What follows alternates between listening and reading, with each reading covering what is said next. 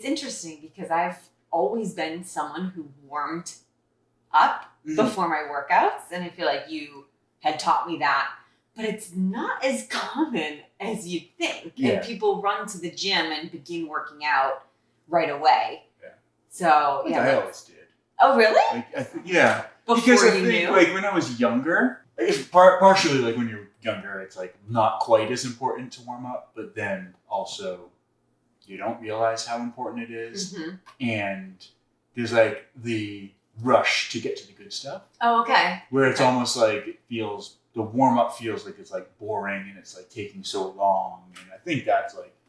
I see it when I'm training people, too. That they, like, want to rush through the warm-up. And it's, like, once they know what... Like, we'll do, like, a dynamic warm-up in the beginning of a session. And with most clients, it's, like, first they, like, learn all the stretches and what we're going to do. Yeah. And then once they get it and don't need to be, like, prompt what's next... They'll just rush through it and be like one quad stretch on each side, then one hip, and like really rush through it. As constantly like slow people down. Yeah. You actually have to stretch and do something. Yeah, it's so important to get the blood flowing and to let's get into that. I think that I don't think people realize how much it helps. Mm-hmm. Where it's like it's one of the things that if people like I'm not getting results in the gym. What should I do? I think a lot of times it's like warm up better. Oh, yeah. Because when you do kind of rush to the good stuff, like I said before, then you're wasting your sets warming up. Yeah. So like if you go in, we'll say it's like squat day, and you can either spend like 15 minutes like getting really warmed up and ready to go, and then you get to the squat rack and you're gonna like be able to jump right into like really good sets. Mm-hmm. Or you rush through your warm-up, get to the squat rack, and you're kind of stiff, and you're doing like quarter squats, and your first few sets, the weight feels heavy, your body doesn't feel quite right, you're not able to get as deep, and then you did your first 3 sets of squats, you didn't really get anything out of it, except like a warm-up, and you got some blood flowing. And there's a lot of people like will say the exact opposite. They go, you don't need to warm up, all you got to do is get a couple sets in before you start. Yeah. It's like, not really. Like, there's... Yeah, break down the importance of it and what you mean by dynamic warm-up versus like a static stretching, because that's a question that we receive a lot. So let's break each of those down. Yeah, let's go slow way down and explain things. So first, like I usually, when I'm coaching and when I'm working out, the first thing is a dynamic stretching routine, which is also what I do as part of my morning routine. I do the same thing over and over, where it's like I'm moving every joint and moving it. So it's not like a static stretch is like your classic like bend over, touch your toes, and hold it for 30 seconds or whatever. A dynamic stretch would be like bending over and touching your toes 10 times, 15 times, and just sort of like quickly and back and forth. Yeah, it's the motion. It's getting the blood flowing, the lymph flowing deep within you, where static is just simply stretching the muscle itself. Yes. Yeah. And they're both, there's time and place for everything. With static stretching, it's very relaxing. Like think about taking like a long yoga class. Yeah. Where everything's like a yin yoga, where everything is going to be like a 1 to 4 minute hold, and you feel amazing, but you don't necessarily feel like ready to do heavy back squats. Correct. Because you're relaxing. You're relaxing your mind. You're relaxing your muscles, and science, like the studies show that.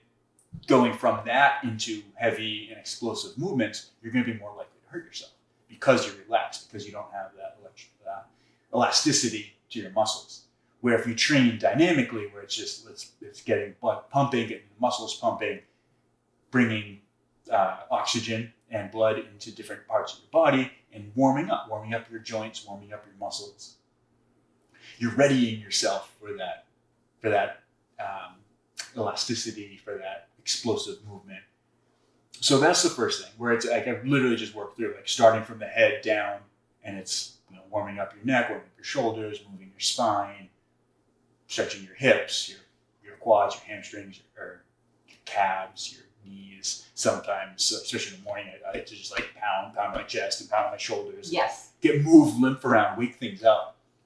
Get a lot of spinning, like trunk twists and spinning, swinging your arms. Yeah. Those kind of things with intention, so that your joints are all ready. So that the first time you go do an exercise isn't the first time you're moving your body that day. Right. This is especially important for people who train first thing in the morning, where you've been sleeping for 8 hours and not moving. Get up and get your body moving. Or if you work, in an office or like a job, a sedentary job where you're sitting. So then like you slept for 8 hours, then you went to work for 8 hours. So for the last 16 hours, you barely moved.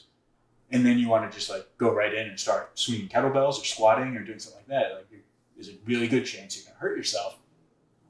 But if you take 15 minutes, like I said, and go through a dynamic stretching routine, and then maybe throw in like a mobility circuit where it's you can add some weight to it and do like Cossack squats or even just like some good mornings or deadlift or like Romanian deadlifts, like some or single leg Romanian deadlifts. Something where you're getting balance involved, you're getting like proprioception, you're working on coordination, feeling the ground with your feet. Maybe you had shoes on all day, so it's good to get your shoes off and move around and move your feet differently. That's right. So if we just, in this hypothetical, we'll say we're going to go do squats. So the first thing, maybe going to the gym, get a good dynamic movement, warm up in for like 5 minutes where you're just moving every joint, getting blood flowing, getting all the joints feeling good. And then maybe like a circuit where you're going to do like some groiners with a rotation. And you're going to do some hamstring stretches, maybe something for your core, like a plank. Yeah. I was just going to give the example of like what I do because I do it a little bit differently than you. You've always taught me to do the dynamic. But yeah, I do exactly that. Because I used to work out every morning, but now I don't. There are a couple of days where I'll work out in the afternoon. So it's different, but I still do the same thing. So I do the dynamic stretching, which takes me about 5 minutes, like you said, movement to head going side to side and just going down on my body. Do my arms, do my hips, my legs. That takes about 5 minutes. Then I go into a mobility circuit. Exactly what you're talking about, which I usually pick 3 different mobility exercises and I do them 3 times. Then that takes me about probably between like 7 and 8 minutes. Groiners, squats with the rotation, like all these are all body weight things that can be performed very slowly, strategically. It's getting my heart rate up, but I don't feel like I'm working out. Like you can tell the difference between a mobility and a hard workout. Then from the mobility, I always go right to abs because I'm engaging my core, but a lot of the ab exercises that I'm doing are also training some of my glutes and my things. So I also do, 3, I'll do either 2 or 3 ab exercises 3 times as well. So that whole time period probably is about between 15 and 20 minutes before I begin my heavy lifting, whether that be squats or bench press or anything. And that's it. You can feel it. I feel the difference. I feel the energy after that 15, 20 minutes. And it's like, okay, I'm ready to go now. So that's exactly it. I think that 15 to 20 minutes is probably like the sweet spot where you're energizing yourself, but you're not wearing yourself down. Obviously be strategic with the things that you're picking. And then like you said, like you do a lot of like core work as a part of that warm up, which is really important because you think like those muscles are what's protecting your intestines, they're protecting your spine. Like that's really, really important stuff. And they're the bridge between your upper body and your lower body. So there's this connection and this flow of energy where if you don't have that flow of energy, you're gonna kind of almost like move with your legs separate from your upper body. So there is a like element of bringing everything back together so that you're moving fluidly. We've talked so many times about like not training muscles, but training like muscle groups and more importantly, like movement patterns. Training your core is that you're priming yourself to be able to transfer energy from your legs through your upper body. So I think that's really, really helpful also to protect from injury. Like, I mean, I think how many people complain about lower back injuries. Right. And then also, or they'll throw their back out just picking a pen up at work. So it's like having that connection and having that ability makes such a huge difference in protecting your spine and using your spine properly, because it is like your spine should be moving, because that's, like I said, how you're transferring energy. Like you can't walk properly if there's not some rotation to your spine, and like think of your hips and shoulders should be moving like synchronized and synchronicity, and that's happening through your spine, through your midsection, through your core. So when you do a core circuit like that, you're priming all these movements and you're getting it ready so that your core is strong. So in the same example, we're going after this dynamic warm up, then like a mobility circuit, then a core circuit, then maybe we're going to do some heavy squats. And think about having a heavy barbell on your back. You're going to want your core to be ready to go and to be warmed up. You don't want to be warming up with a bunch of weight on your back. That's counterproductive. But to kind of re-emphasize what I said before, now you get to the squat rack, you're going to feel good. So even though you should still probably start out with like a lighter weight, but it's not going to take 3 or 4 sets to actually get something out of it. That first set is still going to be really good. You're going to be squatting deeper. You're going to be reinforcing good habits, not bad habits. If you don't warm up properly and you're stiff and you go to squat, things aren't going to move the way they should. Your ankles might be too stiff. Your hips might be too stiff. Your back might be too stiff. And then you're reinforcing bad movement patterns. So then, let's say you get to your 5th set and it's really heavy. You don't rise to what you want to accomplish. You fall to the level of your training. Mm. So in this instance, when your body is going to do what it's comfortable doing, you want to default to really good movement patterns, not to a sort of stiff quarter squat where you're rounding your back because you trained that every week for years doing bad squats where you're not warmed up properly. Right, that makes sense. So I think that there's so much there as far as warm-ups go. One thing that's really important, we said like that 15 to 20 minutes is sort of the perfect window, I think, because what you want, remember, it's a warm-up. Yeah. So you should be sweating. Your body should be warm. You shouldn't still be cold and stiff, but you don't want to be tired. Right. So you get yourself to a point where you're warmed up. Literally, you're sweating. Like there should be some drops of sweat. So okay, now I'm warm. Now I can go. Well, I don't want you to mislead. I don't sweat during anymore. I don't. You just don't sweat much. No, but that's all right. But we have to preface that. Like, that's fair, yeah. You don't need to be dripping. Yeah, a few drops. You should feel like you've been doing something. If you're somebody who never sweats, you're probably not going to sweat during a 15-minute warm-up. But I guess my perception is different because I tend to get pretty sweaty. You do, yes. But you should feel warm. Yeah. You should feel like everything is working properly. Is moving and is loose. Yeah.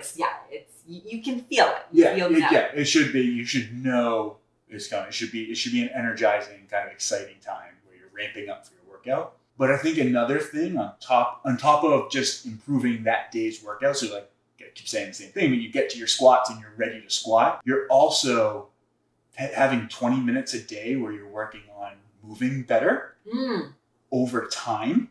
If you do that, 5 days a week, that's 100 minutes every week. You do that 50 weeks a year. That's 5,000 minutes of mobility work in a year. That adds up.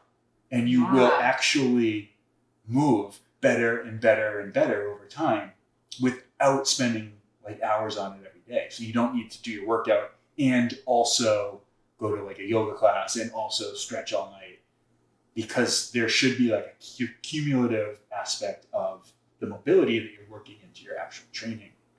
That completely makes sense. Perfect. So, I think that's great. I think let's end it on just what you should do at the end of the workout. Yeah. Because that shouldn't be dynamic. That should be more cool down. And so let's just talk about that. Like I said earlier about sort of there's a time and place for everything. What's happening during your workout is you're kind of ramping up that fight or flight sympathetic nervous system. And you just don't want to carry that into your day for multiple reasons. First, like you don't want to go, maybe you train at your lunch break and you want to go back to work, or you just got out of work, you train, you don't want to go home in a fight or flight state. You don't want to go, greet your family or try to fall asleep or eat dinner in fight or flight, because you're not going to be able to digest properly, you're not going to be able to sleep well, you're not going to be pleasant to be around.